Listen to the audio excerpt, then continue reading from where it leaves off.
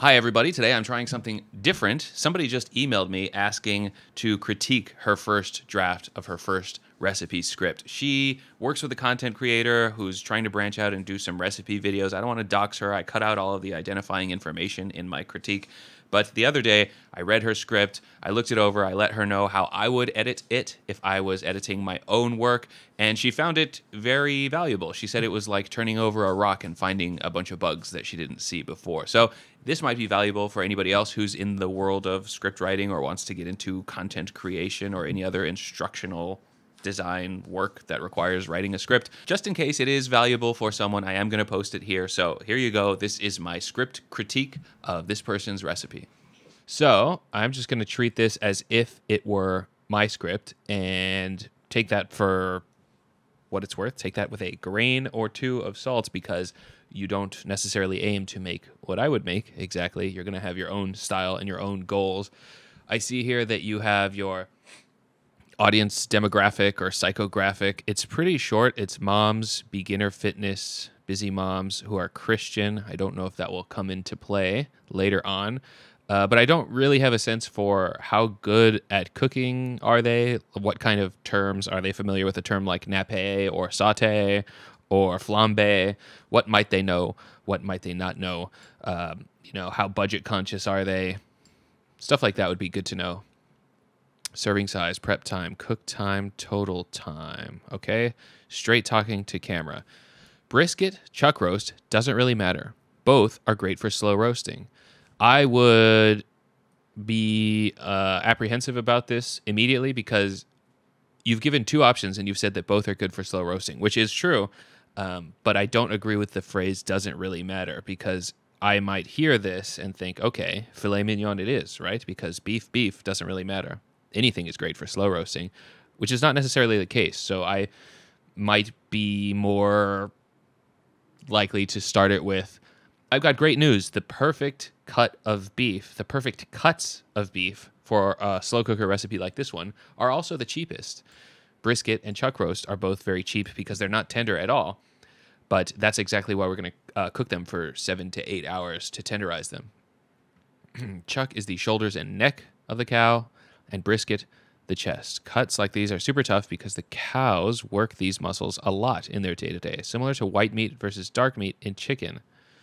The goal of this dish is to cook down an extremely tough cut of meat so that it falls off your fork a few hours later. I think you got maybe 25% of the way there. I would also I'd be aware, like similar to white meat versus dark meat. I know that a lot of beginner cooks and even beginner eaters get squicked out by the idea of eating dark meat. So if you say like, oh, this is like the dark meat of a cow, they might say, ew, very yucky. And if they're even more of the beginner level, they might not know what you even mean. Similar to white meat versus dark meat, meaning what? Which one is which? Is a brisket or a chuck roast the white or the dark? Whatever cut you choose, again, I would specify there.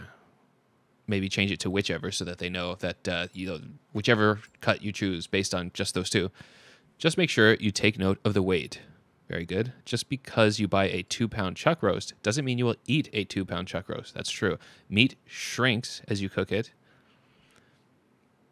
Yeah, I would say also like you lose some of the fat weight. Like meat, yeah, it shrinks, but it also sheds some of its weight. It evaporates some of its water, things like that. So keep that in mind when buying your meat. You want to make sure every mouth is fed at dinner. You don't specify here how many pounds of meat you would buy per person. I think it'd be nice to insert something there that says maybe I like to plan on 1/2 pound per person. Even if they don't eat 1/2 pound of meat, I'm happy to have leftovers because braised meat keeps in the freezer for a very long time very well. The weight is also important for knowing how long to cook it for. Ended a sentence in a preposition. That's forgivable, I'll be honest. I'm just being a snob at this point. Screenshot this chart. Actually, is for a preposition? Reverse card. Screenshot this chart as a guide. I have a question here that I don't know the answer to. Wouldn't you... I haven't read through the recipe, so I guess if you cut it into cubes, it wouldn't matter, right? Unless you're specifically telling them to leave it whole. In which case, I don't even know if you can fit a whole brisket into a crock pot. So we're 2 paragraphs in, and I'm left with a lot of questions. These are the questions that I'd be asking as a beginner cook. While cooking, the basic idea is meat, liquid, plus any veg of choice. Recipes will ask for stock or broth, but truthfully, water is fine. I might reverse that. I'd say something like, the perfect braise will always have at least meat and broth, plus maybe some vegetables if you're into it. And to be honest, most of the time I don't have stock or broth in my fridge. Water will work. It'll be a tiny bit less flavorful, but beef and vegetables are very flavorful on their own. So what I like to do is season my meat with garlic and salt. Do you mean garlic powder and salt? Throw it on a pan to give it a nice browning. Again, I would be concerned with putting garlic on the meat during the sear, because that initial sear before braising is meant to be done at an extremely high heat, so I imagine the garlic would burn, whether it's powdered or fresh. A nice sear before slow cooking will bring out more flavors. Once that's done, into the slow cooker it goes. I still don't know. I'm assuming that we're just working with a whole muscle here and not cut up into chunks, because if it was cut up into chunks, I would say something like consider doing it under the broiler, make considerations for how big the pan or pot is. Once that's done, into the slow cooker it goes. Throw the onions on the same pan with a little water to deglaze whatever secrets that meat left behind.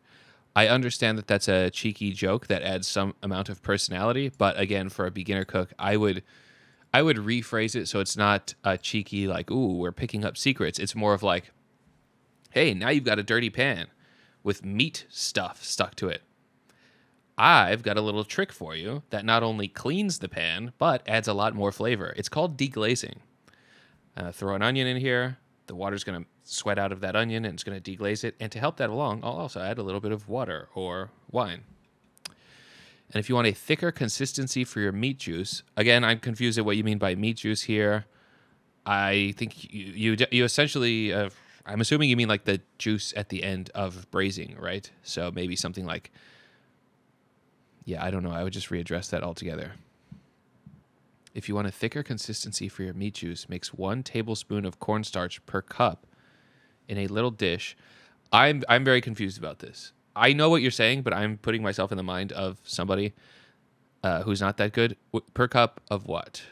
Like, I think if you're going to call for 2 cups of liquid, which you are, I would just say 2 tablespoons of cornstarch. That way there's no thinking that has to be done. You kind of have to think about this. I don't know if you remember the classic how to make a peanut butter and jelly sandwich thought experiment that you do with children, where it's like, okay, teach me how to make a peanut butter and jelly sandwich. And they'll say, okay, put the knife in the peanut butter. And you stab it through the jar. And they're like, no, silly. You have to take the lid off first. You're like, you didn't say that. You kind of have to treat a lot of this stuff like that experiment, where you have to be more explicit than you're used to being about what to do. Since we'll put 2 cups of broth, we'll use 2 tablespoons of starch. Okay, you said it there.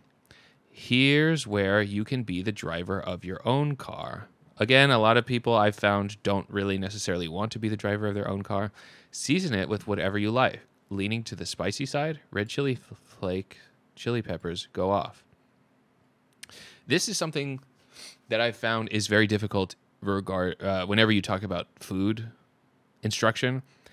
And I've made a concerted effort in recent videos to be more specific, because it's true. In every recipe, there is a part where you're like, and if you're smart, you can riff. But people who are there to learn don't know what that means.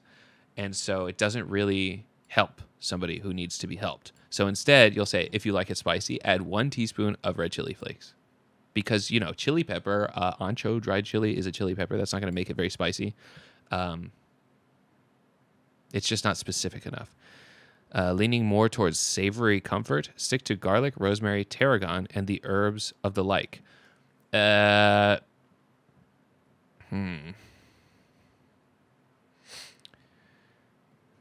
I would rework that in some way that makes it, instead of saying herbs of the like, I would say something like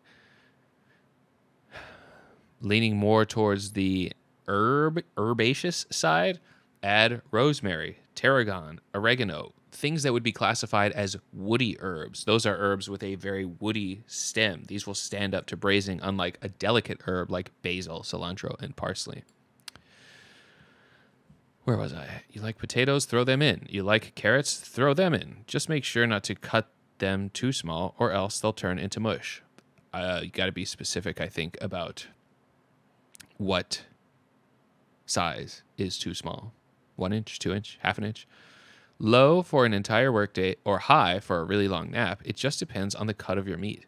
Cook lean cuts like brisket on high, and fattier cuts like chuck on low. That is a technical oversimplification in that the flat of a brisket will be lean, but if you bought a whole packer, the fatty side, will be extremely fatty. It's like 70-30. So probably even fattier than chuck, which is more like 80-20, right? Set the timer according to the weight. Again, explicitly reference, like go back to that screenshot that you just took, set the timer according to the weight of your meat, hit start, and go about the rest of your errands. Roasted meat candle scent.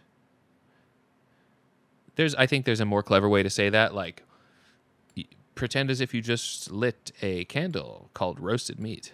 That way you're not left wondering, what is roasted meat candle scent? Your reward, savory, fall apart meat. Meat's done. It's finally time to meet your meat. If it's ready, it'll pull apart easily with a fork. If not, set it for another 30 minutes to an hour. Run a taste test and see if it needs any more salt. If it does, add however much, I don't know, 1/2 teaspoon at a time, then wait 15 minutes or 5 minutes before tasting again. You really have to be specific. I think that's the main takeaway here, is that you have to be more cognizant of ways in which somebody might Amelia Bedelia themselves out of a meal. Like you have to imagine how wrong somebody can misunderstand your work.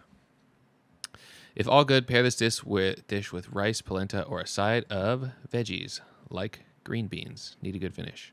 Okay, cool. Yeah, I think all in all, just be more specific.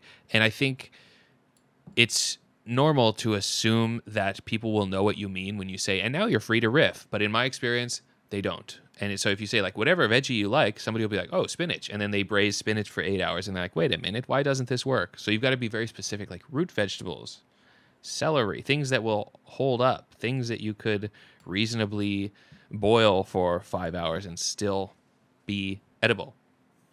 Anyway, good luck. Thank you for this opportunity to critique.